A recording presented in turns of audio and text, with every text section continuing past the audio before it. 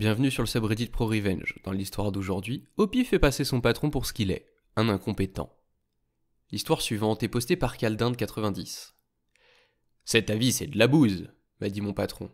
Il était avocat depuis 3 ans, et le cabinet m'avait assigné à lui pour me former et me montrer, à moi, avocat junior, comment être un plaideur. Je n'aimais pas mon patron, pour plusieurs raisons. Il ne connaissait pas le droit et s'exprimait mal à l'écrit. Pour un avocat plaidant, c'est le premier et le deuxième critère. Et le troisième critère est le suivant. Il n'avait pas de noix. En fait, il avait peur d'aller au tribunal. Je l'ai remarqué lorsqu'il m'a emmené un jour à la cour d'assises et que, lorsqu'il a pris la parole, ses mains tremblaient.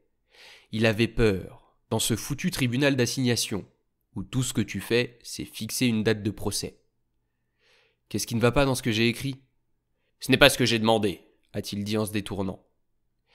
Mais quand j'ai vérifié le mémo qu'il m'avait envoyé par mail 2 semaines plus tôt, j'ai vu que l'avis que j'avais écrit était exactement ce qu'il avait demandé.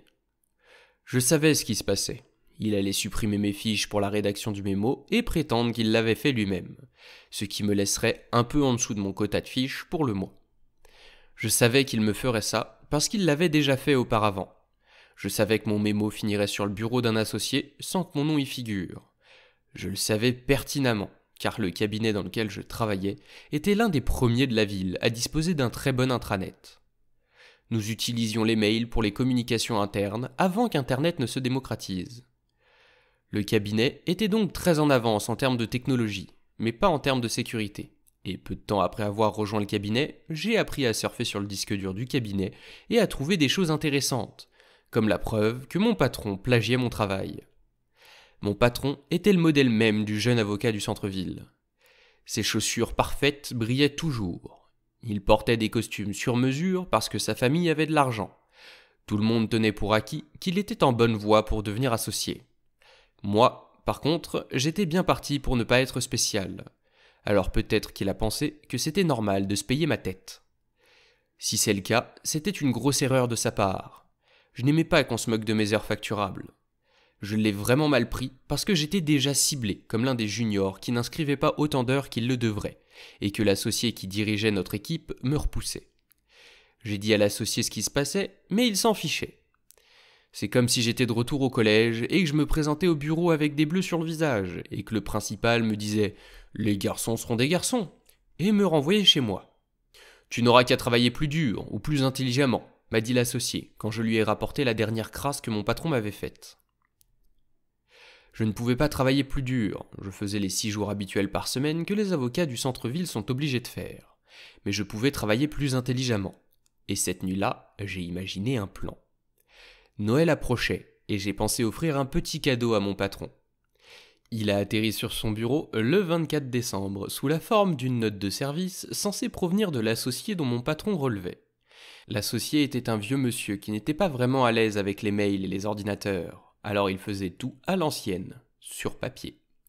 Alors quand mon patron est arrivé le 24 décembre et qu'il a vu sur son bureau une note de service de l'associé avec une mission de recherche juridique, cela n'avait rien d'inhabituel. Le mémo était rédigé dans la forme habituelle que l'associé utilisait, car bien sûr, je m'étais donné beaucoup de mal pour qu'il ait l'air authentique.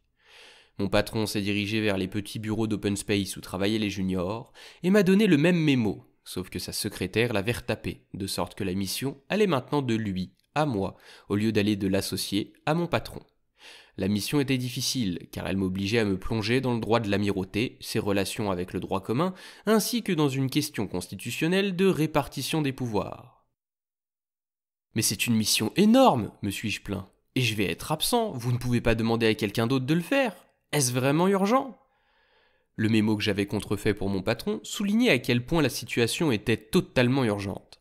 Mais il n'y avait aucun moyen pour mon patron de revérifier auprès de l'associé, parce que ce dernier était parti la veille en vacances. C'est pourquoi j'avais attendu jusqu'au 24 décembre. « Pas moyen, a dit mon patron.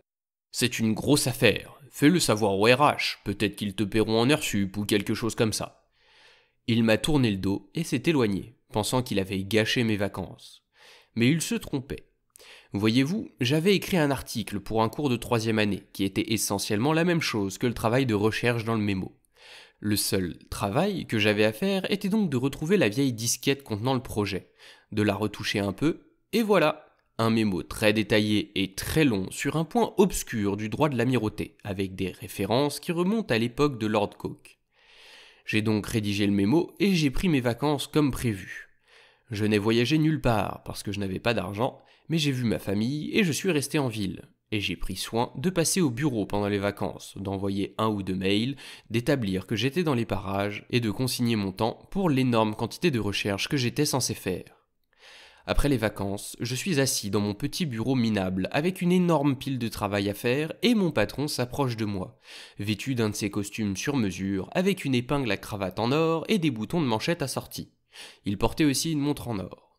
Il était bien habillé, même pour lui, essayant de faire une impression quelconque. « Où est ce mémo ? Tu devais l'avoir sur mon bureau à mon retour. J'ai une réunion à midi. » Je l'ai juste terminé ce matin, et je dis en lui tendant le long mémo, encore chaud de l'imprimante. Mon patron a pris le mémo dans ses mains et l'a soupesé avant de sourire. Puis il s'est retourné et s'est éloigné sans un mot. Juste avant le déjeuner, j'ai entendu une agitation dans le couloir. C'était une agitation assez bruyante, du moins autant qu'une agitation puisse l'être. Un grand « Putain !» Et puis une porte s'est ouverte en claquant. C'était l'associé, et il criait à mon patron de ramener ses fesses dans son bureau tout de suite, immédiatement. J'ai eu le plaisir de voir mon patron se précipiter dans le couloir. « Qu'est-ce que c'est que ce foutu truc ?» a dit l'associé, debout dans l'embrasure de la porte de son bureau, et tenant mon travail à bout de bras entre son pouce et son index, comme s'il craignait que le manipulé ne le salisse. Mon patron a marmonné quelque chose, puis l'associé l'a poussé à l'intérieur. J'ai entendu d'autres cris, puis le bruit d'excuses étouffées. Et enfin, d'autres cris de la part de l'associé. Puis la porte s'est à nouveau ouverte. « Hopi, ramène tes fesses ici aussi !» a dit l'associé. Et j'ai ramené mes fesses ici pronto. « C'est toi qui as écrit ce foutu mémo ?» a dit l'associé. Je lui ai pris et je l'ai regardé. Je l'ai écrit. La page de couverture a été modifiée pour enlever mon nom, mais à part ça, c'est le mien. J'y ai consacré tout Noël. Il y a quelque chose qui va pas ? Le partenaire a explosé. Est-ce qu'il y a quelque chose qui va pas ? Quelque chose qui ne va pas ? Je vais te dire ce qui ne va pas. Il ne sert à rien, bordel. Totalement inutile. J'ai expliqué que j'avais suivi les instructions de mon patron à la lettre et que j'avais passé plus de 100 heures sur ce dossier. À ce moment-là, l'associé est devenu vraiment fou et m'a demandé de retourner à mon bureau et d'aller lui chercher la note de service de mon patron. Je lui ai apporté et lorsqu'il l'a lue, son visage est devenu rouge. Il m'a dit que je pouvais partir, et je me suis tiré de là.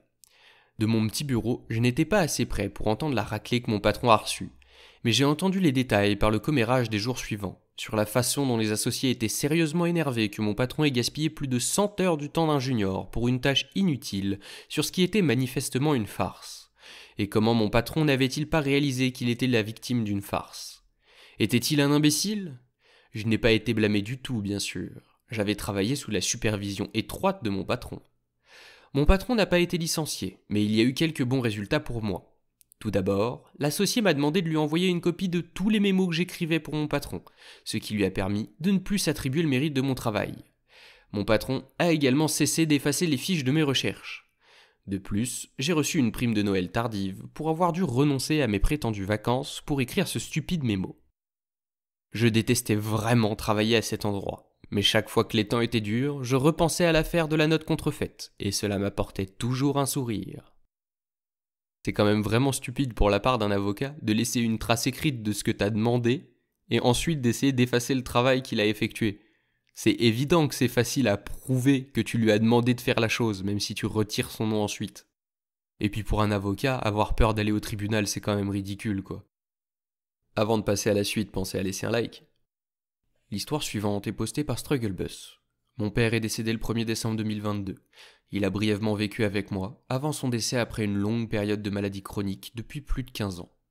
Au fur et à mesure que sa santé déclinait, il se reposait davantage sur ma mère pour certaines choses. Avant cela, elle n'a jamais été une bonne personne et a pleinement profité de son handicap et de ses problèmes de mobilité au fur et à mesure qu'il déclinait. Pendant des années, elle a prétendu être séparée et divorcée, parlant à d'autres hommes sur Internet. Elle a affirmé à plusieurs reprises qu'elle allait déménager et épouser quelqu'un d'autre. De plus, elle a profité de lui financièrement.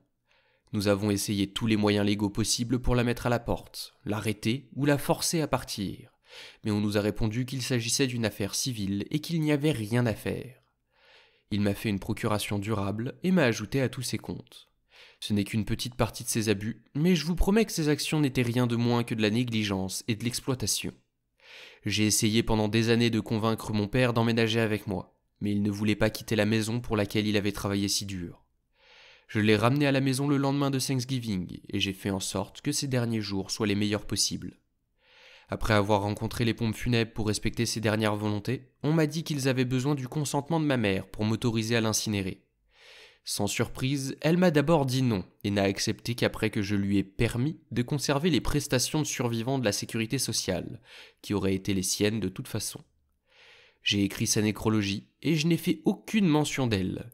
Il n'y avait pas un seul mot ou une seule mention qu'il avait été marié ou qu'il avait eu une épouse. Je ne pensais pas qu'elle méritait d'être reconnue ou considérée comme une veuve éplorée, alors qu'elle a passé leur mariage à être une épouse et une personne pourrie. Ça l'a rendue folle et de nombreuses questions ont été posées par les amis et la famille. J'ai passé des années en thérapie à travailler sur l'abus narcissique maternel et je crois que si elle ne voulait pas que j'en parle, elle n'aurait pas dû le faire. Lorsque les gens m'ont posé des questions, j'ai été honnête au sujet des années d'abus qu'elle nous a fait subir à mon père et à moi. J'ai complètement ruiné l'image publique et le profil de victime qu'elle a mis des années à créer. Je suis peut-être le méchant et le trou de balle dans cette histoire, mais je le referai sans hésiter. Mes condoléances Opie, et pour les personnes narcissiques, le fait de les ignorer, je pense que c'est la pire douleur que tu puisses leur infliger. Pensez à laisser un like et à partager la vidéo pour soutenir la chaîne, à vous abonner et à activer la cloche pour pas rater les prochaines. C'était le Conteur, on se retrouve bientôt pour de nouvelles histoires.